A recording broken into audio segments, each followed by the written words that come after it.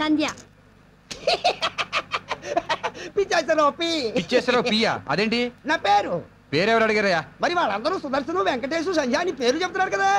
వాళ్ళు చెప్తుంది వాళ్ళ పేర్లు కాదు, స్టాపుల పేర్లు. ఇంటికి ఎక్కడికి వెళ్ళాలి? ఎర్రగడ్డ మెంటల్ హాస్పిటల్.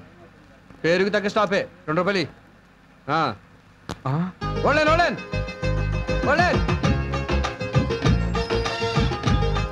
గాయత్రి గారు, ఏమండి మీరు ఇలా రోజు బస్ అప్పడం ఏం బాలేదు. మన బస్సు ఉండగా మీరు నడిచేంత ఏమాత్రం బాగోలేదండి. రండి. Right right. సరే ముందు టికెట్ ఇవ్వండి. మీరు అడగకపోయినా ఇస్తాను. ప్రేమించుకుందాం రా. టికెట్ జాగ్రత్తగా ఉంచుకుని చూసుకోండి. ఏ పారేస్తే 500 కట్టాల్సి వస్తుందనా? సారీ అండి, ఆ డేవిడ్ గారు అసలు డోంట్ మూవ్. ఎవరు కదలడానికి వీల్లేదు. అసలే ఆర్టీసీ నష్టాల్లో ఉంది. దాని అంతు చూసే వరకు ఈ క్రాంతికి లేదు విశ్రాంతి. నువ్వెవడో రా నా పాలిటి సాయి కుమార్ రా తగులుకున్నావు. నాకు డబ్బింగ్ అక్కర్లేదు. నా డైలాగ్ నేనే చెప్పుకుంటాను. సరే మీరే చెప్పుకోండి. చూసావా, ఈసారి అడగకుండానే టికెట్ తెచ్చేస్తుంది. ఎందుకు సార్? 2 అడుగులు వేస్తే నేను శ్రమ పడిపోతానని. Correct sir. 4 అడుగులేస్తే మీకు ఆయాస వస్తున్న సంగతి ఆ అమ్మాయికి తెలిసిపోయి ఉంటుంది. కాదురా, నా వయసులాగే తన లవ్ కూడా బాగా ముదిరిపోయిందిరా. లవ్ ఇదెప్పటి నుంచి సార్? లాస్ట్ 1 వీక్ నుంచి. ఇదిగోండి టికెట్, బాగా చూసుకోండి. అలాగే. ప్రేమించుకుందాం రా.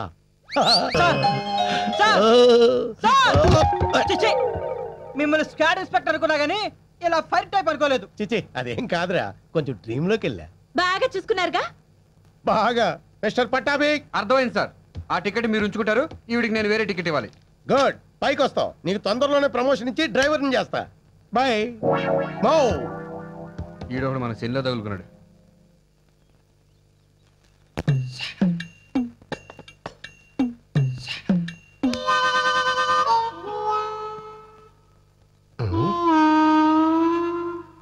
అదేంట్రా సన్నాసి, అంత గట్టిగా దొక్కినా అరిచావే? నా బతుకులాగే అది మొద్దు పారిపోయింది నాన్న. ఇలా కాళ్ళు చేతులు తొక్కడం కంటే ఏకంగా ఒకేసారి నా గొంతు మీద కాలేసి తొక్కేనన్న. మళ్ళీ ఏం ముంచుకొచ్చింది? మొగుడు బతుకుండగానే కూతుర్ని విధవగా చూడాల్సి వచ్చింది. నీ కంటి జబ్బు నాకు వచ్చినా బాగుండేది. ఇంకా ఏం చూడాలని రాసి పెట్టుందో ఈ కళ్ళకి.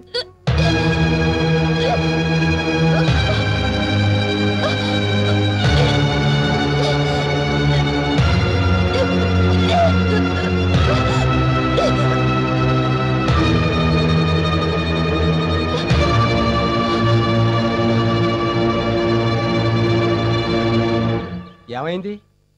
నెల తప్పింది.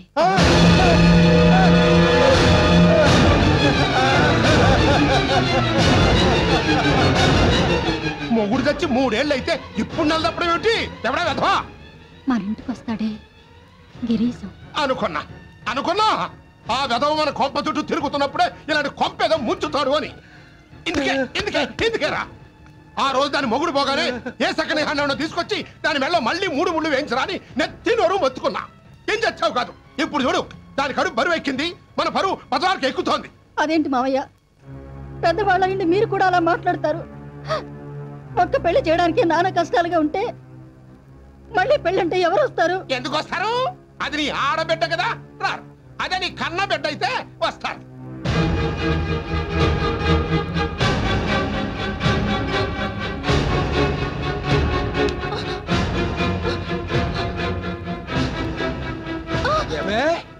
మూడేళ్లుగా ఇంట్లో ఉంటున్నావు, రోజు ఇక్కడ ముగ్గేస్తున్నావు, రోజుకి 50 సార్లు అటు ఇటు తిరుగుతావు. ఒక్క రోజు కూడా నీకు ఎదురుగా ఉన్న బోర్డు కనిపించలేదే?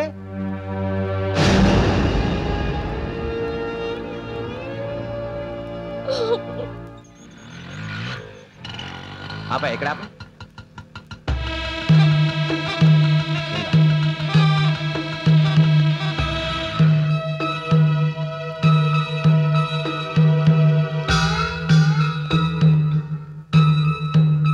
ఏంటంతా సీరియస్ గా ఉన్నారు? ఏదైనా ఫ్యామిలీ ప్రాబ్లమా? నేను తర్వాత వస్తానండి. ఆగండి బావగారు. బావగారా ఏంటి కొత్త వరుస కలిపారు? అవును, మీరు నాకు బావ అవుతారని మా చెల్లెలు ఇప్పుడే తెలియజేసింది. ఎలా? నెల తప్పి శ్రీకన్యకి ఇప్పుడు కడుపు అంటే మీరు తాత కాబోతున్నారన్నమాట. సిగ్గు లేదంట నీకు? ఏమయ్యా, ఈ ఇరుకింట్లో ఒకడు పడుకుంటే రెండో వాడిని నడవడానికే చోట్లేదే. అలాంటిది పని చేయడానికి నీకు ప్లేస్ ఎక్కడ దొరికిందయ్యా? ఇంకా వీటితో మాట్లాడరా, పోలీసులు మీరు కేసు పెట్టి ఏదైనా బొక్కలో దోయిస్తా. కేసు పెడితే నన్ను కాదు మిమ్మల్ని దోస్తారు బొక్కలోకి. మమ్మల్ని ఎందుకు దోస్తారో? ఎందుక కేసు రివర్స్ చేస్తా. నా శీలం తనే దోచింది అంట. No witness. మొగుళ్ళేని ఆడదు కదా, నిజమని నమ్మేస్తారు. బాబు ఎందుకు వచ్చిన గొడవలు? అయింది ఏదో అయిపోయింది. దాని మెళ్ళో తాళి కట్టేయండి బాబు. తాళే? సారీ, అలవాట్లేదు. అంటే దాన్ని పెళ్లి చేసుకోరా? ఏమండి, ఇంట్లో పెళ్లి కావాల్సిన ఆడపిల్లలు ఉండగా విడోచల్లకి మళ్ళీ పెళ్లి అంటే 10 మంది నవ్విపోరు? ఆ 10 మంది ఈ విషయం తెలిస్తే నవ్విపోరు. 10 మందికి తెలిసేలా పబ్లిసిటీ చేసుకోవడం ఎందుకు? సీక్రెట్ గా మ్యాటర్ క్లోజ్ చేద్దాం. ఏం చేస్తారు? మీరు టెన్షన్ పడకండి. వీధికి 2 నరసింహాలు ఉన్నాయి. 500 తీసుకుని ఆటోలో పెడితే అభాషణ చేయించుకుని అరగంటలో అదే ఆటోలో తిరిగి వచ్చేయచ్చు. బయటి బా. ఇంకొకసారి ఇంట్లో అడుగు పెట్టావంటే కాళ్ళు విరక్ కొడతా. పో. అలాగే నువ్వు నీ కొడుకు నీ మనవడు తీసుకుని అప్పు తీర్చేయండి, పోతాను. ఫాదర్లో ఆవేశపడకుండా బ్రదర్లో ఈ డబ్బు తీసుకుని అభాషణ చేయించు.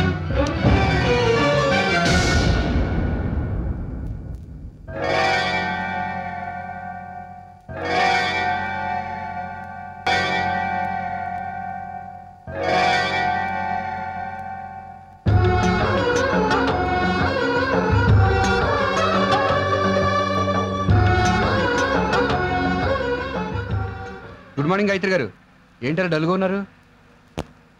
ఏముంది, మామూలే. ఇంట్లో ప్రాబ్లమ్స్. టికెట్ ఇవ్వండి.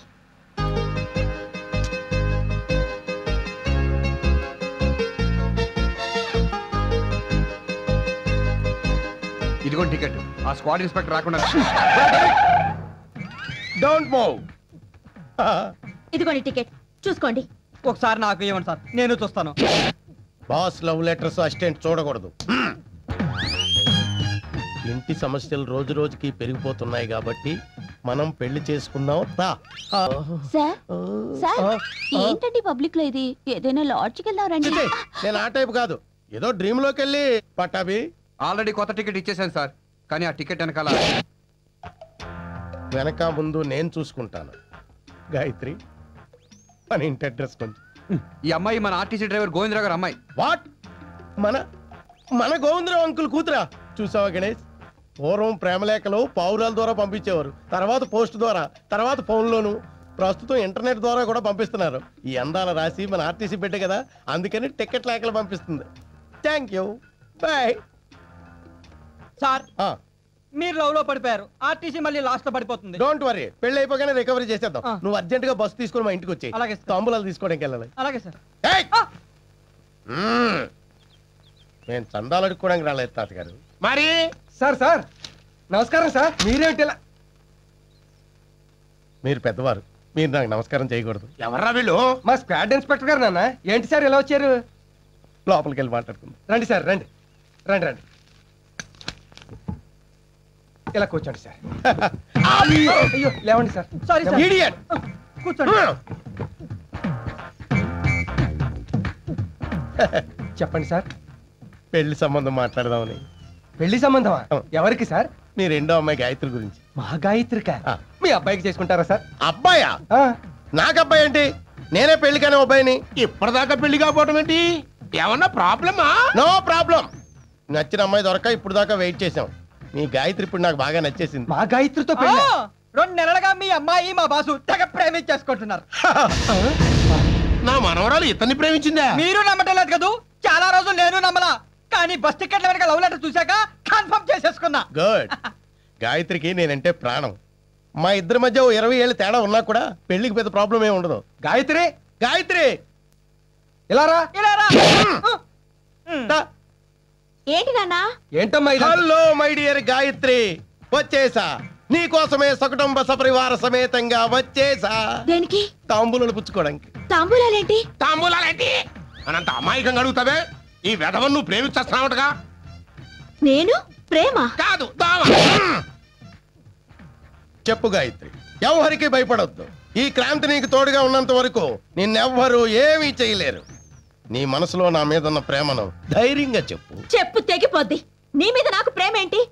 అదేంటి గాయత్రి, ఇంత పెద్ద స్పెషల్ ఎఫెక్ట్ ఇచ్చావు? మన ఇద్దరం ప్రేమించుకున్నాగా. నీకేమైనా పిచ్చెక్కిందా? మనం ప్రేమించుకోవడం ఏంటి? కళ్ళు రాలిపోతాయి. ఏమండి, మీ బాయ్ ఫ్రెండ్ ని డ్రీమ్ బాయ్ పట్టుకొని. వీడు నాకు డ్రీమ్ బాయ్ ఏంటి? డ్రీమ్ బాయ్ కాకపోతే ప్రేమించుకుందావరా, పెళ్లి చేసుకుందావరా, కలిసి ఉందావరా, అని టికెట్ల మీద ఎందుకు రాసిచ్చావు? ఇవి నేను రాసేయడం ఏంటి? అసలు ఇది నా రైటింగే కాదు. నేను అప్పుడే అనుకున్నా. అప్పుడే అనుకుంటే ఇప్పుడురా చెప్పడం. గాయత్రి, ఈ నువ్వు ఇచ్చిన టికెట్లే అయ్యుండొచ్చు, కానీ అవి రాసింది మాత్రం నేను కాదు. సారీ అండి. ఎందుకు? అదే ఆ చెక్కింగ్ ఇన్స్పెక్టర్ గారు మిమ్మల్ని పెళ్లి చేసుకుంటానని సరాసరి మీ ఇంటికి వచ్చేయంటగా. అవును, ఎవడో వెధవ టికెట్ వెనక లవ్ లెటర్ రాస్తే అది చదివి ఈ వెధవ నేనే రాశాననుకుని ఇంటికి తాంబూలాలు పుచ్చుకోవడానికి వచ్చేసాడు. అయినా టికెట్లు ఇచ్చేటప్పుడు మీరైనా చూసుకోవద్దు. అంటే అది లవ్ లెటర్ ఎలా రాయాలో కూడా తెలియని సన్నాస్ ఎవడో తెలిస్తే ముందు మీకు సిన్సియర్ గా నిజాయితీగా ఉత్తరాలు రాసి ఉండొచ్చుగా. నిజాయితీగా ప్రేమించే వెధవైతే మగాళ్ళ ముందుకొచ్చి అడగాలి, అంతేగాని ఇలా చచ్చు దద్దమలా. మరీ అంత అలా తిట్టకండి. వాడి తిడితే మీరు ఫీల్ అవుతున్నారేంటి? వాడు నేనే. మీరా? అది కాదండి, నేను ఎందుకు అలా రాశానంటే మీ ఇంటి పరిస్థితులు రోజు రోజుకి దిగజారిపోతున్నాయి. మీ నాన్నగారి కష్టాల్లో కొంతైనా పాలు పంచుకుంటే బాగుంటుందని. జాలిపడి పెళ్లి చేసుకుందాం అనుకున్నారా? నిజంగా మీ ఉద్దేశం అదే అయ్యుంటే నిజాయితీగా మా నాన్న దగ్గరకు వచ్చి అడుగుండాలి. నిజమే, కానీ మీ నాన్నగారి పుణ్యమని నాకు ఉద్యోగం వచ్చింది. పైగా ఆయన మా దగ్గర చాలా అప్పు తీసుకున్నారు. ఈ పరిస్థితిలో నేను ఈ పెళ్లి విషయం చెబితే దాన్ని అలుసుగాను అడ్వాంటేజ్ గాను తీసుకున్నానని అనుకుంటారేమోనని. అదీ కాక నేనంటే మీకు ఇష్టమో కాదో, మీ స్థాయికి నేను కరెక్ట్ కాదేమోనని ధైర్యంగా అడగలేకపోయాను. మీరు నన్ను పెళ్లి చేసుకుంటే మా నాన్న కష్టాలు తీరో సరికదా, మరింత పెరుగుతాయి. దయచేసి ఇలాంటి సాయం చేసి మరింత కష్టపెట్టకండి.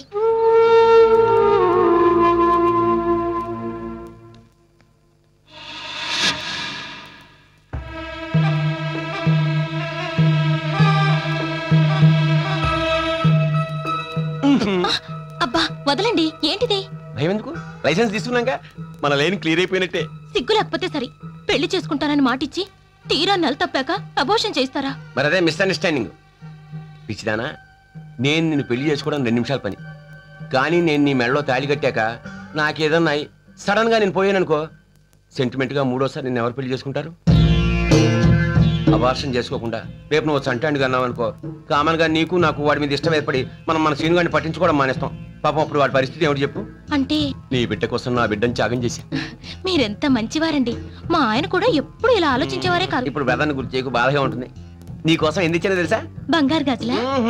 ముక్కు పుడక? మరి పాడు. అప్పు సిగ్గులలో మరింత అందంగా ఉన్నావు.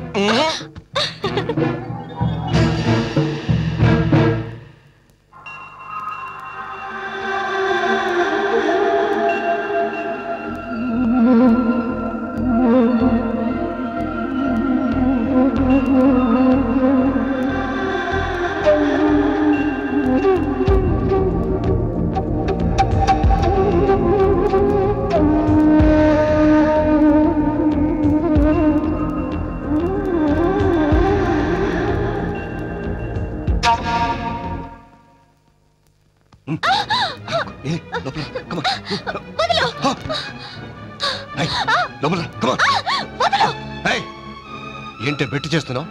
మెట్టు దిగి వచ్చానా? నేను నీ మొగుడిని. మొల్లతాడు కట్టుకుంటే మగాడు, 3 పసుపు తాడికి 3 ముళ్ళు వేస్తే మొగుడు అవడు. ఓవర్ యాక్షన్ వద్దు. ఆఫ్టర్ ఆల్ పని మనిషివి. నేను పని మనిషినే, కానీ నువ్వు పనికి మాల మనిషివి. ఏం కూసావే?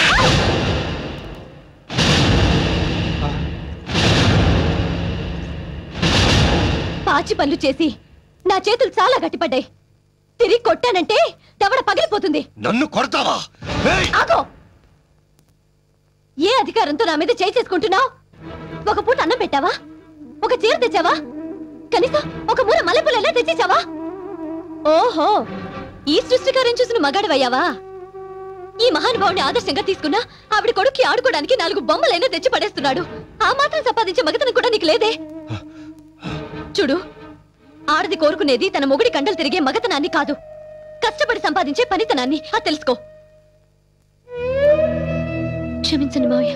నువ్వన్న ఈ 4 మాటలు కూడా అనడం చేతగా నష్టమర్థుండి. నాకు క్షమాపణలు ఎందుకులే అమ్మా.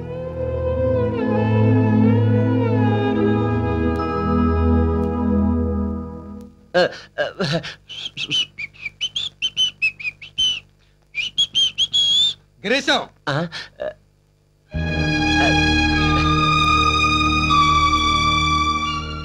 ఈ కొంపలో పెళ్లి కాని 2 ఆడపిల్లలు, పెళ్ళైన కాపురానికి నోచుకొని ఒక కోడలు ఉన్నారు. నీకు మూడొస్తే ఈ ఇంటికి రావాలనిపిస్తే నా చెల్లెల కంటే ముందు నాకు చెప్పు. ఆ ముగ్గురిని తీసుకుని ఏ గుడికో వెళ్ళిపోతాను. సరే రామారాయ టూడియో కొంటానయ్యా, కానీ ఈ టూడియో నీదేనన్న గ్యారంటీ ఏంటి?